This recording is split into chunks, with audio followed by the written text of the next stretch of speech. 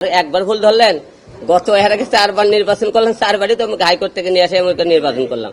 এবার আর মাপ হাইকোর্ট থেকে, এবারও মাপ পেলাম না, এবারে হাইকোর্ট থেকে রায় নিয়ে আসে নির্বাচন করা লাগতেছে। আসলে আমরা চেষ্টা করেছিলাম সেদিনকে 5টা বাদে 2 মিনিট 1 মিনিট কোনো বিষয় না, দেখেন আদালত থেকে কিন্তু ঠিকই রায় দিল আমাদের প্রার্থীটা জমা নেওয়ার জন্য। হয়রানি খালি মাঝখানে মানুষকে আমারটা টাকা কিছু নষ্ট করলো, হয়রানি করলো, সময় নষ্ট করলো, এছাড়া কিছু নয়। প্রত্যেকবারই যা ঘটনা ঘটেছে এবারও ঠিক একই ঘটনা আমার ঘটলো। তবে 70 অল টাইম হয়, এবারও হয়েছে। প্রত্যেকবার হাইকোর্টে রায় নিয়ে এসেছিলাম, এবারও রায় নিয়ে এসেছি।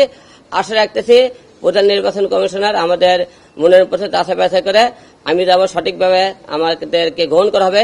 আবার এর থেকে যদি আবারও এখান থেকে যাচাই বাছাই করে বাতিল করে আবারও হাইকোর্টে যাইতে হবে। আবারও তো বাতিল করে, কেবল তো এখান থেকে জমা নেওয়ার জন্য নিয়ে আসলাম। এখানে যাচাই বাছাই করে যদি কোনো ফল থাকে আবারও বাতিল করতে পারে।